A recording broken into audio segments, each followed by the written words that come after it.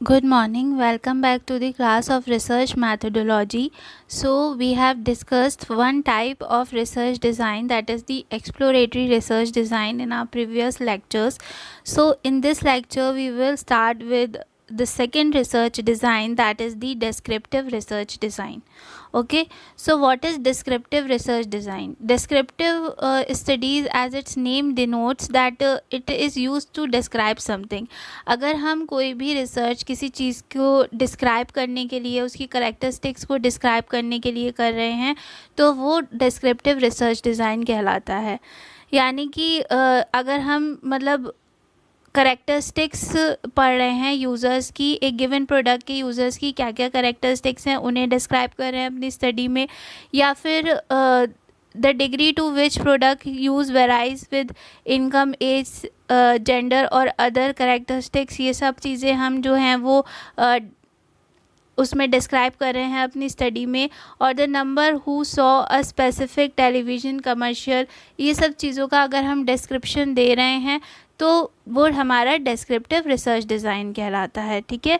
A majority of marketing studies और are of this type, जितनी भी हमारी मार्केटिंग स्टडीज़ होती हैं वो डिस्क्रिप्टिव रिसर्च के टाइप की ही होती हैं.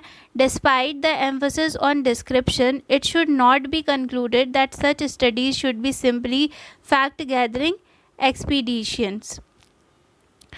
यहाँ पे एम्फोसिस जो होता है वो डिस्क्रिप्शन पे होता है, तो हम इसे ये कंक्लूड नहीं कर सकते हैं कि इससे सिर्फ हम फैक्ट्स को ही गैदर करते हैं. Unfortunately it is relatively easy to start a descriptive study with a vague thought that the data collected will be interesting. As a result many descriptive studies are made with only hazy objectives and with inadequate planning. Much of the data collected in such studies turns out to be useless. यहाँ पर क्या होता है कि जब भी हम descriptive study करने चलते हैं तो हम ये सोचते हैं कि जब कोई चीज़ डिस्क्राइब होगी कि इस प्रोडक्ट के यूज़र्स कौन हैं, या कौन से लोग इस प्रोडक्ट को यूज़ करते हैं, तो ये सब चीज़ें जो भी रिजल्ट्स आएंगे वो बहुत इंटरेस्टिंग होंगे. तो हम यहाँ पर क्या करते हैं कि जो भी हमारा थॉट होता है हम उसको क्लियरली डिफाइन नहीं करते और स्टडी को स्टार्ट कर देते हैं. इसकी वजह से क्या होता है कि जब हमारे ऑब्जेक्टिव्स क्लियर नहीं होते हैं और हम प्लानिंग एडिक्वेटली नहीं करते हैं, तो जो भी हमारे रिजल्ट्स आते हैं इस स्टडी से वो मोस्टली यूजलेस हो जाते हैं, जो भी हमारे रिजल्ट्स आते हैं डिस्क्रिप्टिव रिसर्च डिज़ाइन से. So now the next is the difference between the exploratory and descriptive research designs. हमने दो रिसर्च डिज़ाइंस पढ़े हैं, हम उनकी डिफरेंस देखते हैं. First is the objective. In exploratory research the objective is discovery of ideas and insights. हमें पता है कि हम एक्सप्लोरेटरी रिसर्च क्यों करते हैं, न्यू इंसाइट्स जानने के लिए, न्यू आइडियाज़ गैदर करने के लिए एक पर्टिकुलर टॉपिक पे या सब्जेक्ट मैटर पे. एंड डिस्क्रिप्टिव रिसर्च का मेन ऑब्जेक्टिव होता है डिस्क्राइब करना मार्केट करेक्टरिस्टिक्स या फिर फंक्शंस, मतलब जो भी हम स्टडी कर रहे हैं पॉपुलेशन को, उसकी करेक्टरिस्टिक्स को डिफाइन करना. Second is the characteristics. Exploratory research हमारी फ्लैक्सिबल होती है, वर्सेटाइल होती है, often the front end of the total research design. And the descriptive research design is marked by the prior formulation of specific hypothesis, pre-planned and structured design. Okay, तो हमने exploratory research के तो सारे हमने characteristics पढ़ ही रखे हैं कि वो फ्लैक्सिबल होती है, वर्सेटाइल होती है, चेंजेस इसमें किए जा सकते हैं जैसे जैसे चेंजेस आ रहे हैं उनके according. And often the front end of the total research design, मतलब कोई भी रिसर्च करने से पहले हम उस टॉपिक को अच्छे से जानते हैं, इसलिए ये फ्रंट एंड होती है किसी भी रिसर्च डिज़ाइन का या टोटल रिसर्च डिज़ाइन का. एंड डिस्क्रिप्टिव रिसर्च की करेक्टरिस्टिक्स की बात करें, marked by the prior formulation of specific hypothesis, मतलब पहले से कुछ हाइपोथेसिस फॉर्म कर ली जाती हैं डिस्क्रिप्टिव रिसर्च के लिए, उसके बाद इस रिसर्च को किया जाता है. जैसे अगर हम ये जानना चाहते हैं कि पर्टिकुलर प्रोडक्ट के यूज़र्स कौन हैं, तो हम एक हाइपोथेसिस बना सकते हैं कि ये पर्टिकुलर पर्सन इस प्रोडक्ट को यूज़ करेंगे या ये एज ग्रुप यूज़ करता होगा. फिर उस हाइपोथेसिस को हम टेस्ट करते हैं और ये hypothesis pre plan and structured होती है. And the next is the methods. हमने सारे मैथड्स पढ़े थे एक्सप्लोरेटरी रिसर्च के, that is expert service, pilot service, case study, secondary data, qualitative research. And we will also study the techniques or the methods of the descriptive research. Further, that will be the secondary data, surveys, panels, observational and other data. Okay, so this is the difference between the exploratory and the descriptive research design. Now talking about the objectives of descriptive research design, क्या main objectives होते हैं इस research design को करने के? As the name implies the major objectives of descriptive research design is to describe something. जो main objective है इस रिसर्च डिज़ाइन का वो किसी भी चीज़ को डिस्क्राइब करना है, जैसा कि उसका नेम स्पेसिफाई कर रहा है.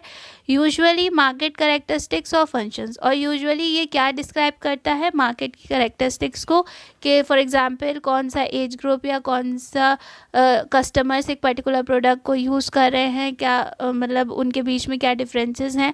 तो ये सब चीज़ें वो डिस्क्राइब करता है. और मार्केट और मोस्टली इसको मार्केटिंग रिसर्च में ही यूज़ किया जाता है. And descriptive research is conducted for the following reasons. In reasons की वजह से डिस्क्रिप्टिव रिसर्च को कंडक्ट किया जाता है. First is to describe the characteristics of relevant groups such as consumers, sales people, organisations और मार्केट एरियाज. पहला objective इसको कंडक्ट करने का होता है कि डिस्क्राइब करना कैरेक्टरिस्टिक्स रेलिवेंट ग्रुप्स का, यानी जो भी ग्रुप्स हमारे ऑर्गेनाइजेशन से रिलेटेड हैं उनकी कैरेक्टरिस्टिक्स को डिफ़ाइन करना. जैसे हमारे कंज्यूमर्स कौन हैं, सेल्स पीपल कौन हैं, ऑर्गेनाइजेशंस कौन कौन सी हमसे रिलेटेड हैं, और हमारे मार्केट एरियाज़ कौन कौन से हैं. तो इन सब की कैरेक्टरिस्टिक्स को डिफ़ाइन करना मेन ऑब्जेक्टिव है. Second is to estimate the percentage of units in specified population exhibiting a certain behaviour. For example, one might be interested in estimating the percentage of heavy users of prestigious department stores who also patronize discount department stores. See हमें जो है हम इसके through ये जान सकते हैं कि कौन मतलब कितनी परसेंटेज ऑफ पॉपुलेशन ऐसी है, एक पर्टिकुलर पॉपुलेशन में से कितनी परसेंटेज ऑफ यूनिट्स या पीपल ऐसे हैं जो एक सर्टेन बिहेवियर को शो कर रहे हैं. फॉर एग्ज़ाम्पल जैसे यहाँ पर दे रखा है कि हम ये जानना चाहते हैं कि कितनी परसेंटेज हमारे जो टोटल यूज़र्स की है वो हैवी यूज़र्स हैं प्रेस्टीजियस डिपार्टमेंट स्टोर्स के, एंड वो डिस्काउंट डिपार्टमेंट स्टोर्स को भी प्रेफर करते हैं. तो हम क्या करेंगे, हम उनके करेक्टर्स हम ये डिस्क्राइब करना चाहते हैं कि कौन से मतलब ऐसे यूज़र्स हैं या कस्टमर्स हैं हमारे जो दोनों को प्रेफर करते हैं. तो इस केस में क्या होता है कि जो डिस्क्रिप्टिव रिसर्च होती है उसको करने का एक ऑब्जेक्टिव ये भी होता है कि हम इससे एस्टिमेट लगा सकते हैं कि एक percentage of units total population की जो एक पर्टिकुलर कैरेक्टरिस्टिक को शो कर रही हैं वो कितनी है या क्या है. Okay, and the third is to determine the perception of product characteristics. यानी कि अगर हमें किसी पर्टिकुलर प्रोडक्ट की कैरेक्टरिस्टिक्स के बारे में अपने कस्टमर्स का या जितने भी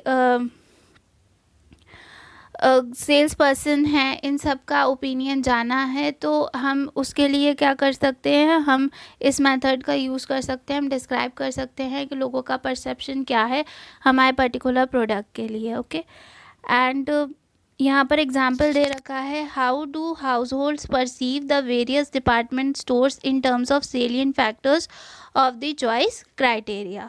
एक मतलब जितने भी डिपार्टमेंट स्टोर्स हैं उसको जो हाउस होल्ड्स हैं वो कैसे परसीव करते हैं, उनका क्या परसेप्शन है कुछ पर्टिकुलर फैक्टर्स से रिलेटेड.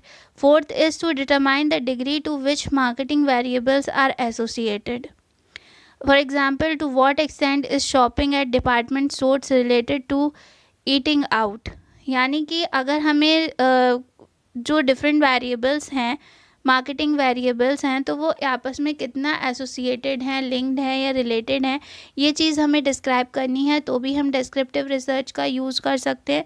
जैसे अगर हमें ये जानना है कि कितनी एक्सटेंट तक जो डिपार्टमेंट स्टोर्स पे शॉपिंग है वो रिलेटेड है बाहर ईटिंग आउट या बाहर खाने से, कितनी जो शॉपिंग है वो डिपार्टमेंट स्टोर से रिलेटेड है. मतलब जितने लोग डिपार्टमेंट स्टोर्स को विज़िट करते हैं तो उनमें से कितने जो हैं वो वहाँ से बाहर जाकर मतलब खाते हैं. तो उन चीज़ का अगर रिलेशनशिप हमें डिस्क्राइब करना है तो वो जो है वो हमारा डिस्क्रिप्टिव रिसर्च के थ्रू हो सकता है. And the fifth is to make specific predictions. कुछ स्पेसिफिक प्रेडिक्शंस करने के लिए भी हम इस रिसर्च डिज़ाइन का यूज़ कर सकते हैं. For example, what will be the retail sales of Neiman Marcus specific store for fashion clothing specific product category in the Dallas area specific region.